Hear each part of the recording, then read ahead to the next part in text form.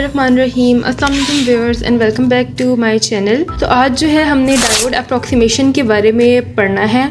और diode approximation हम क्यों यूज़ करते हैं, देखिए हम न्यूमेरिकल्स में जगह जगह इन अप्रॉक्सीमेशंस को यूज़ कर रहे थे और हमें पता भी नहीं था। तो आज हम थ्योरेटिकली इस चीज़ को देखेंगे कि कितनी अप्रॉक्सीमेशन हैं, हम कौन कौन सी अप्रॉक्सीमेशन यूज़ करते हैं और उनको यूज़ करने का फ़ायदा क्या होता है और हमने क्यों यूज़ करनी है। ठीक है,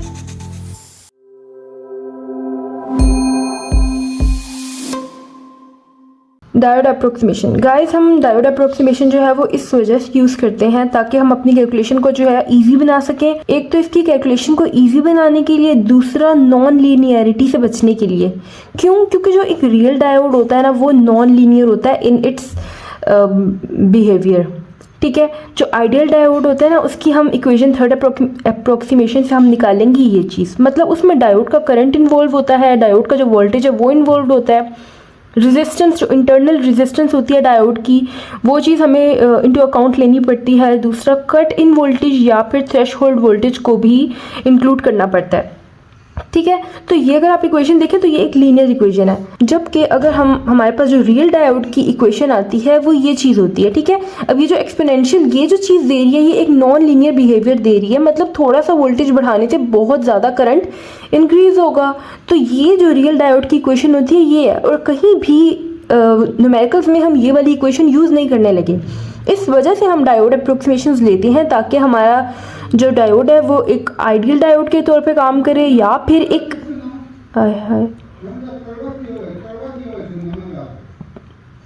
या तो ये एक लीनियर बिहेवियर शो करे। ठीक है, क्योंकि रियल डायोड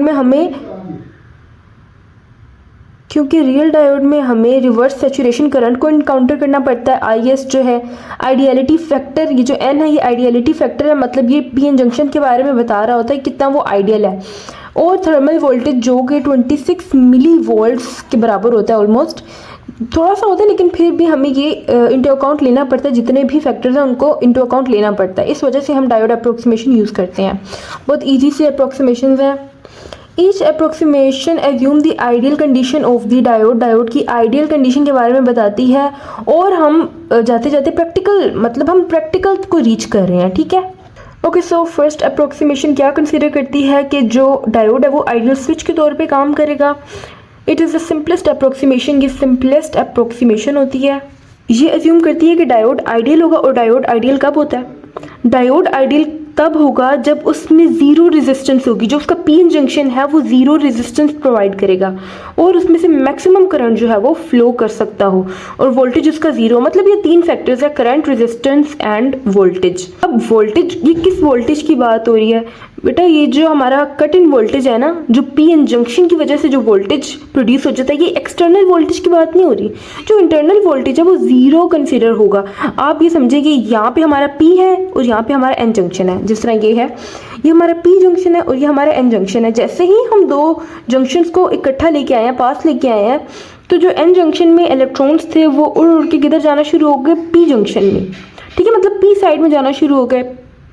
तो इस वजह से हम कहेंगे कि उन्हें कोई पोटेंशियल बैरियर को क्रॉस नहीं करना पड़ा, ना टनल करके, ना कोलिजन्स करके, ना ही हमें एक्सटर्नल एनर्जी देनी पड़ी। ठीक है, उसके पोटेंशियल बैरियर को क्रॉस करने के लिए। तो और यहाँ पे मैक्सिमम करंट फ्लो करेगा जैसे ही P और N जंक्शन जो है वो इकट्ठे होंगे। अब समझ आई वोल्टेज जीरो का क्या मतलब है? इस चीज़ में मुझे बड़ी कन्फ्यूजन हुई थी, लेकिन ये आउटसाइड वोल्टेज या एक्सटर्नल वोल्टेज की बात नहीं हो रही, ये बेसिकली कट इन वोल्टेज की बात हो रही है। या फिर जो थ्रेशहोल्ड वोल्टेज है वो जीरो एक्ट करेगा, वो बिल्कुल जीरो होगा, कोई PN जंक्शन जो है वो फॉर्म ही नहीं होगा और इनफाइनाइट अमाउंट में करंट जो है वो फ्लो करेगा। ठीक है, अब इसके फॉरवर्ड बाइसिंग में देख लेते हैं। वोल्टेज हमारा जीरो है। ठीक है, you have to draw a graph between voltage and current. X axis पे आपने वोल्टेज रखना है और वाई एक्सिस या इंडिपेंडेंट एक्सिस पे आपने जो है वो करंट रखना है। ठीक है, क्यों? क्योंकि करंट जो है वो डिपेंड ही नहीं कर रहा अब वोल्टेज पे, वोल्टेज जीरो है और जीरो वोल्टेज पे भी मैक्सिमम करंट जो है वो आपको शो हो रहा है। अब ये ना कहिएगा कि यहाँ से लेकर ये जीरो है ना हमारा, यहाँ से लेकर यहाँ तक कुछ वोल्टेज की वैल्यू है, नहीं, कोई वैल्यू नहीं है। ये मैंने लाइन मोटी इसलिए बनाई है ताकि आपको नज़र अच्छे से आए, नहीं तो जैसे हमारा डिराक डेल्टा फंक्शन नहीं होता, ये जीरो पे वो मैक्सिमम पीक शो करेगा, यानी किसी भी वैल्यू पे वो मैक्सिमम पीक शो करेगा, वो ये चीज़ बताने चाह रहे हैं। ठीक है, अच्छा, अब रिवर्स बायस कंडीशन में देखते हैं। रिवर्स बायस कंडीशन में ये होगा कि infinite amount of resistance provide करेंगे, ठीक है, कोई भी करंट फ्लो नहीं करेगा, करंट का फ्लो बिल्कुल ज़ीरो हो जाएगा। बेसिकली ना हम आइडियल डायोड की बात कर रहे हैं और इसमें दो एक्सट्रीम्स हैं, एक में करंट मैक्सिमम हो रहा है और एक में करंट ज़ीरो हो रहा है, ज़ीरो, ठीक है, जितना मर्जी वोल्टेज बढ़ाते रहे करंट जो है वो ज़ीरो हो रहा है। वोल्टेज आपने नेगेटिव में मैक्सिमम कर देना, मतलब इनफाइनाइट वोल्टेज पे भी करंट ज़ीरो ही रहेगा, कोई भी करंट की ऐसी वैल्यू नहीं होगी कि करंट हमारा फ्लो करना शुरू हो जाए। जबकि जो हमारा रियल डायोड थे, रियल डायोड में तो ऐसा नहीं होता, रियल डायोड में तो ऐसा नहीं होता ना, ऐसा तो नहीं होता कि ज़ीरो पे ही करंट मैक्सिमम हो जाए फॉरवर्ड बाइसिंग में, और रिवर्स बाइसिंग में आप वोल्टेज बढ़ाते रहे, एक टाइम ब्रेक डाउन वोल्टेज जो हमारा आएगा और उस पर जो है वो करंट कोई वैल्यू शो करे। रियल डायोड्स में ये चीज़ होती है, लेकिन आइडियल में ये नहीं होता, ठीक है। आइडियल में आपको ये केस नहीं मिलेगा, आइडियल में आपको ये चीज़ मिलेगी कि आप नेगेटिव में जितना मर्जी वोल्टेज बढ़ा लें, ब्रेक डाउन वोल्टेज आएगा ही नहीं। और डायोड अप्रोक्सीमेशन में हम ब्रेक डाउन वोल्टेज को जो है ना एज्यूम नहीं करते, ठीक है, हम कभी इतना वोल्टेज बढ़ाएंगे ही नहीं कि हमें ब्रेकडाउन तक जाना पड़े, ठीक है, तो हम उसको उस चीज़ को जो है ना इसमें इंक्लूड नहीं करते। तो आइडियल जो हमारा डायोड है उसकी अप्रोक्सीमेशन इस तरह बनती है फॉरवर्ड बाइसिंग में और रिवर्स बाइसिंग में। It is analogous to mechanical switch. अच्छा, अब ये किस चीज़ से एनालोगस है? एनालोगस मतलब उसके सिमिलर, किस चीज़ से सिमिलर है? एक मैकेनिकल स्विच के सिमिलर हो जाता है एक आइडियल डायोड कि फॉरवर्ड बाइस में वो क्लोज्ड होगा, फुली क्लोज्ड होगा, ठीक है, एक तार की तरह एक्ट कर रहा होगा, हमें लगेगा कि कोई डायोड नहीं है, ठीक है। जो डायोड का काम है वो एक्सट्रीम लेवल पे हो रहा है। डायोड का काम है एक डायरेक्शन में करंट को फ्लो करवाना, दूसरी डायरेक्शन में ना फ्लो करवाना, ठीक है। तो एक डायरेक्शन में ये फ्लो करवा तो रहा है, लेकिन इतना ज़्यादा फ्लो करवा रहा है कि हमें लग रहा है कि डायोड नहीं लगा हुआ, एक वायर लगी हुई है, ठीक है, जिसकी ज़ीरो रेजिस्टेंस है, उसमें से मैक्सिमम करंट फ्लो कर सकता है और उसमें हमें कोई एक्सटर्नल वोल्टेज भी देने की ज़रूरत नहीं है। जबकि रिवर्स बाइसिंग में हमें ऐसा लगता है कि एक स्विच ओपन हुआ है। अब देखें, आपने कहीं तार में जो है एक होल कर दिया है तो वहाँ से करंट अब फ्लो नहीं कर रहा, जब तक आप इसको क्लोज नहीं कर देते तब तक तो करंट फ्लो नहीं करेगा ना। बिल्कुल ऐसे ही जो रिवर्स बाइस कंडीशन है उसमें हमारा डायोड इस तरीके से एक्ट करता है जैसे वो ओपन स्विच हो गया है, यानी वो डायोड एग्जिस्ट ही नहीं करता, बिल्कुल ओपन स्विच के तौर पे काम करता है, कोई भी करंट फ्लो नहीं करवाता। मैकेनिकल स्विच और जिसकी जीरो रेजिस्टेंस होती है जब वो क्लोज होता है और इनफाइनाइट रेजिस्टेंस देता है जब ये ओपन होता है, ठीक है। एंड पे हम इसका एक डिफरेंस भी करेंगे। अच्छा, वोल्टेज अक्रॉस दी डायोड, तो वोल्टेज अक्रॉस दी डायोड जो है हमारा जीरो आ रहा है। अच्छा जी, सेकंड अप्रोक्सीमेशन में हमारे पास क्या है? सेकंड अप्रोक्सीमेशन के लिए जो एक मेन पॉइंट है वो ये है कि वोल्टेज ड्रॉप के साथ ही डील कर रही होती है। फर्स्ट अप्रोक्सीमेशन में हम आइडियल डायोड का केस कंसीडर कर रहे थे, जबकि सेकंड में हम वोल्टेज ड्रॉप का केस कंसीडर कर रहे हैं। मतलब अब हम थोड़ा प्रैक्टिकल की तरफ आना शुरू हो गए हैं। It assumes a practical diode. जो हमारा सेकंड अप्रोक्सीमेशन है वो डायोड को ऐसे एज्यूम करते हैं जैसे प्रैक्टिकल में हम करते हैं, ठीक है। सिलिकॉन के लिए हमें पता है कि उसका पोटेंशियल बैरियर जो है वो 0.7 वोल्ट होता है, हमें इतने वोल्ट्स उसको एक्सटर्नली देने पड़ते हैं इसको ओवरकम करने के लिए, ठीक है। यानी इससे नीचे यानी आप पहले इसको 0 दे रहे हैं, फिर 0.1, 0.2, 0.3, 4, 5 और 7 पे वो एकदम से आपको करंट की पीक शो करेगा। Below this voltage diode remain reversed बाइस। इससे पीछे वो एक रिवर्स बाइस कंडीशन में काम कर रहा होता है या फिर वो एक ओपन स्विच के तौर पे काम कर रहा होता है, जबकि पीछे क्या था फर्स्ट अप्रोक्सीमेशन में 0 पे ही वो मैक्सिमम हो गया था। समझ आई? यानी एक ऐसा डायोड जिसका कोई थ्रेशोल्ड वोल्टेज ही नहीं है, उसका थ्रेशोल्ड वोल्टेज ही 0 था। लेकिन अब जो हमारे प्रैक्टिकल डायोड्स हैं उसमें तो ये चीज़ नहीं होती ना, हमें पता है कि ऐसा नहीं होता। जर्मेनियम में 0.3 देना पड़ता है और सिलिकॉन में 0.7 देना ही देना है। उससे पहले वो ओपन स्विच के तौर पे काम करेगा और वो कंडक्ट नहीं करेगा करंट को, जबकि अबव दिस, इससे ऊपर क्या होगा, डायोड जो है it will start conducting and conducting current, ठीक है, एंड बिकम फॉरवर्ड बाइस, और वो फॉरवर्ड बाइस हो जाएगा, एक क्लोज स्विच के तौर पे काम करेगा। तो मतलब 0 से 7 तक हमें जो है इसको पोटेंशियल देना पड़ा, एक्सटर्नल पोटेंशियल। डायग्रामेटिकली आप इसको इस तरीके से देख सकते हैं। पहली अप्रोक्सीमेशन थी कि डायोड जो है एक स्विच की तरह है, ठीक है। तो फॉरवर्ड बाइस कंडीशन में ये एक ऑन स्विच की तरह काम करता है या फिर क्लोज स्विच की तरह काम करता है और एक्सटर्नल बैटरी 0.7 देनी पड़ती है, तब कहीं जाके वो करंट जो है वो मैक्सिमम करंट फ्लो करेगा। और रिवर्स बाइस कंडीशन में क्या होता है, आप पीछे जितना मर्जी वोल्टेज दे दें, ब्रेकडाउन का मैंने आपको बताया था जिक्र नहीं करना, हम यहाँ पे ब्रेकडाउन का जो है वो हम ले ही नहीं रहे नाम, ठीक है। तो आप इसको जितना मर्जी इनफाइनाइट में भी वोल्टेज दे दें, तब हमारी सेकंड अप्रोक्सीमेशन ये कहती है कि करंट ज़ीरो ही रहेगा। और अगर करंट ज़ीरो रहेगा इसका मतलब ये एक ओपन स्विच के तौर पे काम करेगा, डायोड हमारा ऑफ स्टेट में होगा और बेशक बैटरी लगी हुई है, ठीक है, बेशक आपने उसको बैटरी दी हुई है फिर भी।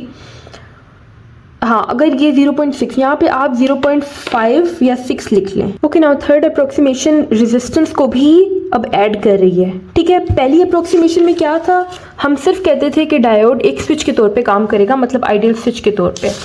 सेकंड पे हम कहते थे हम वोल्टेज ड्रॉप को भी अब कंसिडर कर रहे हैं। हम कह रहे हैं कि जो एक प्रैक्टिकल डायोड होता है उसका कुछ ना कुछ पोटेंशियल थ्रेशोल्ड वोल्टेज तो होता ही है, तो हम अब उसको भी इनकाउंटर कर रहे हैं। अब ये कि हमारा जो प्रैक्टिकल डायोड होता है ना, अब उसकी एक अच्छी रिफाइंड फॉर्म है वो ये कि उसमें रेजिस्टेंस भी तो इंक्लूडेड होती है। 3-4 चीज़ों की रेजिस्टेंस होती है, उसकी इंटरनल रेजिस्टेंस होती है, पी एन जंक्शन, ये जो मेटल्स हैं इनकी भी आपस में रेजिस्टेंस होती है, जो वायर्स लगाई हुई हैं उनकी रेजिस्टेंस होती है, थ्रेशोल्ड वोल्टेज, थ्रेशोल्ड यानी पी एन जंक्शन में जो रेजिस्टेंस होती है वो भी इंक्लूडेड होती है। तो सब रेजिस्टेंसेस को कंबाइन करके एक हमारी रेजिस्टेंस आ जाती है। In this approximation diode is similar to a switch, एक switch, potential barrier and a resistor connected in series, ठीक है। तो हमारा जो डायोड है it is similar to this, in 3 चीज़ों के सिमिलर है। तो फॉरवर्ड बाइसिंग में क्या होगा कि हमारा डायोड ऑन हो जाएगा, उसको इतना हमें वोल्टेज भी देना पड़ेगा और कुछ जो उसकी रेजिस्टेंस है उसको भी इनकाउंटर करेंगे। अच्छा, फॉरवर्ड बाइस का हम ग्राफ देख लेते हैं। 0 वोल्ट पे कुछ भी हमें करंट नहीं शो हुआ, 0.7 तक हम गए, तो ये नहीं कि बिल्कुल डायरेक्ट जो है ना वो करंट शो होना शुरू हो जाए, यानी करंट मैक्सिमम पे हो जाए और रेजिस्टेंस कोई हो ही ना। अब हम रेजिस्टेंस को इनकाउंटर कर रहे हैं, रेजिस्टेंस की कोई भी एक कांस्टेंट वैल्यू है तो हमें ये लीनियर रिलेशन शो होगा कि where voltage is directly proportional to current. आप जितना ज़्यादा वोल्टेज बढ़ाएंगे उस हिसाब से करंट जो है वो इंक्रीज होगा, समझ आई। यहाँ पे क्या था, देखिए यहाँ पे क्या था, आप इसको 0.7 वोल्ट्स दे रहे हैं, ठीक है, और उसी पे हमारा करंट मैक्सिमम हो गया। ये वो केस है जब हमारे पास रेजिस्टेंस बिल्कुल ही ज़ीरो है, ठीक है। जब यहाँ पर ये उससे ज़्यादा अच्छा एक प्रैक्टिकल केस है कि यहाँ पे उन्होंने ये नहीं बताया कि रेजिस्टेंस ज़ीरो होगी, नहीं, रेजिस्टेंस ज़ीरो नहीं होगी, रेजिस्टेंस की कोई वैल्यू होगी उस पर्टिकुलर डायोड के लिए और वो लीनियरली जो है वो इसको कर रही है, ठीक है।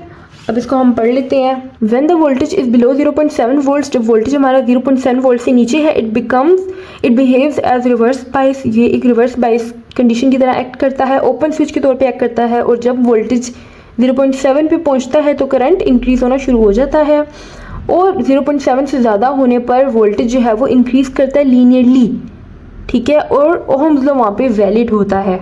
यानी ये जो रिलेशन हमारे पास आया ये ओहम्स लॉ की वजह से वेयर वोल्टेज और करंट का लीनियर रिलेशन होता है। मैथमेटिकली हम इसको किस तरह लिख सकते हैं, जो वोल्टेज है डायोड का, ठीक है, वो किसके बराबर है, IDR प्लस 0.7 वोल्ट, ठीक है। ये जो हमारा वोल्टेज है ना अक्रॉस दी डायोड वो किसके इक्वल है, इसमें से इस डायोड में से जो करंट गुजर रहा है, ठीक है, इसकी जो रेजिस्टेंस है और ये जो वोल्टेज हमें देना पड़ा था पोटेंशियल बैरियर की वजह से। सो बाय KVL हमारे पास ये इक्वेशन आती है, वोल्टेज अक्रॉस दी डायोड की हमारे पास ये इक्वेशन आती है। ये आपके सामने ही है कि ये एक लीनियर इक्वेशन है, ठीक है। मैंने जैसे आपको स्टार्ट में बताया था कि नॉन लीनियर हमारे लिए सॉल्व करना बहुत मुश्किल हो जाता है, इस वजह से हम अप्रोक्सीमेशंस में उन सब चीज़ों को इंक्लूड नहीं करते, ठीक है। अब यहाँ पे एक सोचने वाली बात यह है कि potential of the diode IDR और 0.7 वोल्ट के बराबर है, ऐसे ही है। हमने पीछे जितने भी न्यूमेरिकल किए हम सिंपली कहते थे कि जो डायोड का वोल्टेज है वो 0.7 है। जर्मेनियम में तो 0.3 वोल्टेज ड्रॉप करवा देते थे और अगर सिलिकॉन था तो 0.7 का वोल्टेज ड्रॉप करवा देते थे। अगर आप नोट करें तो हमने कहीं भी इस तरह की इक्वेशन नहीं पढ़ी डायोड के केस में। डायोड के केस में हम सिंपली जो है वो वोल्टेज ड्रॉप करवा देते थे, ठीक है। इसका मतलब ये हुआ कि हम सेकेंड अप्रोक्सीमेशन यूज़ कर रहे थे उस टाइम पे, है ना। तो हम अपनी ईज के लिए कहीं भी सेकंड अप्रोक्सीमेशन, थर्ड या फिर फर्स्ट यूज़ कर सकते हैं। और फर्स्ट जो है हम बहुत ही रेयर केस में यूज़ करेंगे जहां हमारे पास ढेर सारे डायोड्स लगे हुए हैं और भी बहुत ज़्यादा कंपोनेंट्स जो हैं वो लगे हुए हों। तो मेरे माइंड में ये चीज़ आई कि अब तक जो भी हम न्यूमेरिकल सॉल्व कर रहे थे वो हम सेकंड अप्रोक्सीमेशन के थ्रू जो है वो कर रहे थे। उसमें हमने कहीं भी डायोड की जो इंटरनल रेजिस्टेंस थी उसको इंक्लूड नहीं किया था, ठीक है, और उसमें से डायोड में से जो करंट गुजरता है उसको इंक्लूड नहीं किया था। ठीक है, तो इससे पता लगा कि जो टोटल हमारा वोल्टेज है ना ऑफ द डायोड, वो इन तीनों चीज़ों से बनता है, और ये एक लीनियर इक्वेशन है which helps us in solving numerical problems. अब एक डिफरेंस कर लेते हैं। फॉरवर्ड बायसिंग में ये होता है कि आइडियल डायोड जो है एक परफेक्ट कंडक्टर के तौर पे काम कर रहा होता है, ठीक है, जबकि रियल डायोड भी एक ऐसा कंडक्टर होता है जो थोड़ी सी रेजिस्टेंस प्रोवाइड करता है, लेकिन ये एक ऐसा परफेक्ट कंडक्टर होता है जिसमें से बहुत ज़्यादा करंट, मैक्सिमम करंट जो है वो फ्लो कर सकता है। अच्छा, ओपन है स्विच या क्लोज है, तो ये क्लोज स्विच के तौर पे काम करता है फॉरवर्ड बायसिंग में। ठीक है, इसको थ्रेशोल्ड वोल्टेज की ज़रूरत ही नहीं होती, इसका जो थ्रेशोल्ड वोल्टेज होता है वो ज़ीरो होता है, रेजिस्टेंस भी ये ज़ीरो प्रोवाइड करता है और infinite amount of current provide करता है। जबकि यहाँ पे ये क्लोज स्विच के तौर पे काम तो करता है, लेकिन फिर भी ये थोड़ी सी रेजिस्टेंस प्रोवाइड करता है। इसको ज़रा सा नी वोल्टेज चाहिए होता है, नी वोल्टेज, कट ऑफ वोल्टेज या फिर थ्रेशोल्ड वोल्टेज एक ही बात होती है। और इसमें जो हमारा रियल डायोड है उसमें पोटेंशियल बैरियर होता है, ज़ीरो नहीं होता बिल्कुल भी। इसकी जो रेजिस्टेंस होती है वो RF कुछ रेजिस्टेंस इसमें होती है, और इसमें करंट फाइनाइट गुजरता है, फ्लो करता है, इनफाइनाइट नहीं करता। अच्छा, अब रिवर्स बायसिंग में क्या होता है, जो हमारा आइडियल डायोड है वो जो है वो परफेक्ट इंसुलेटर के तौर पे काम करता है, और ये भी एक इंसुलेटर के तौर पे काम करता है, लेकिन ये परफेक्ट इंसुलेटर होता है। ठीक है, इसमें से कोई करंट भी फ्लो नहीं कर सकता। स्विच इसमें ओपन होता है। ओपन क्यों होता है? क्योंकि इनफाइनाइट अमाउंट ऑफ रेजिस्टेंस होती है। ठीक है, और इसी के कंपैरेटिवली ये एक ओपन स्विच के तौर पे काम करता है। करंट में ये होता है कि no current can flow from anode to cathode, कोई भी करंट फ्लो नहीं कर सकता। जबकि इसमें हमारे कुछ जो है वो इसमें कुछ माइनॉरिटी चार्ज कैरियर्स होते हैं, तो लिटिल रिवर्स करंट जो है वो फ्लो होता है, उसको हम सैचुरेशन करंट कहते हैं। और मैंने आपको बताया था कि अप्रोक्सीमेशंस में हमारा कोई भी या फिर हमारे आइडियल डायोड में कोई भी ब्रेकडाउन वोल्टेज का तस्वर नहीं होता। जितना मर्जी मैक्सिमम वोल्टेज दे दे तब भी जाकर वो कभी भी उस पॉइंट तक नहीं पहुंचेगा कि करंट फ्लो करना शुरू हो जाए, क्योंकि इनफाइनाइट रेजिस्टेंस दे रहे हैं। जबकि जो रियल डायोड है उसमें ये होता है कि हमें जो है वो एक टाइम बाद करंट फ्लो करना शुरू हो जाता है। ठीक है, अच्छा, अभी भी चीज़ें इतना क्लियर नहीं थी तो मैंने कहा कि एक और डिफरेंस बना ले जो ज़्यादा क्लियर हो। ओके, तो जो हमारी पहली अप्रोक्सीमेशन है उसमें अगर हम बात करें तो जो डायोड है वो आइडियल स्विच के तौर पे काम करता है। ठीक है, और जो वोल्टेज होता है अक्रॉस द डायोड वो जीरो होता है। 0 वोल्ट्स पे करंट कितना फ्लो करता है? मैक्सिमम करंट फ्लो करता है। और रेजिस्टेंस कितनी होती है? 0 रेजिस्टेंस। जैसी रेजिस्टेंस वैसा ही वोल्टेज। ठीक है, रिवर्स बायसिंग में क्या होता है, ये ब्लू से जो है ये रिवर्स बायसिंग में नज़र आ रहे हैं। रिवर्स बायसिंग में क्या होता है, ये रिवर्स, आप infinite amount of voltage provide करें, 0 करंट होगा। ठीक है, और रेजिस्टेंस भी क्या होगी? इनफाइनाइट ही होगी। समझ आ गई? ठीक है, अब सेकेंड अप्रोक्सीमेशन की बात करते हैं। इसमें ये प्रैक्टिकल डायोड के तौर पे काम कर रहा होता है। ठीक है, इसमें आपको वोल्टेज कितना देना पड़ता है? 0.7 वोल्ट्स आपको देने पड़ते हैं। ठीक है, करंट कितना होता है? करंट इसमें भी इनफाइनाइट ही होता है। ठीक है, और रेजिस्टेंस क्यों? क्योंकि रेजिस्टेंस 0 होती है, हम रेजिस्टेंस को इनकाउंटर ही नहीं कर रहे। समझ आई है? इसलिए करंट इसमें इनफाइनाइट होता है। अगर हम इसके रिवर्स बायस कंडीशन की बात करें तो आपको जो है वो वोल्टेज देना पड़ेगा वो माइनस इन्फिनिटी में मैक्सिमम वोल्टेज देना पड़ेगा। करंट उस टाइम पे 0 होगा क्योंकि रेजिस्टेंस मैक्सिमम होगी। ठीक है, अच्छा, और अगर हम थर्ड अप्रोक्सीमेशन की बात करें तो ये ज़्यादा एक्यूरेट प्रैक्टिकल डायोड है। मतलब जो हमारा प्रैक्टिकल डायोड है वो होता ही ऐसा है। ठीक है, उसमें रेजिस्टेंस भी होती है, उसमें वोल्टेज भी होता है। तो क्या है कि इसका जो एक्सप्रेशन हमारे पास आता है वो IDR + 0.7 आता है। करंट जो फ्लो कर रहा है वो फाइनाइट, और वो इस रिलेशन के अकॉर्डिंगली जो है वो ओहम्स लॉ को वैलिडेट करता है।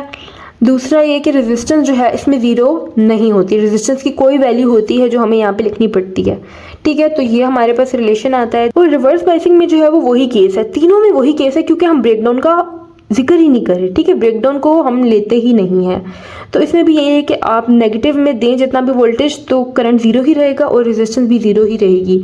तो गाइज दैट वाज इट। बहुत ही मज़े का इंटरेस्टिंग सा टॉपिक था। जितना मुझे फजूल ये लेक्चर लग रहा था उतना ही ज़्यादा मज़े का था। So if you like the video, give it a big thumbs up and subscribe to our channel if you new. Okay, thank you. Allah Hafiz.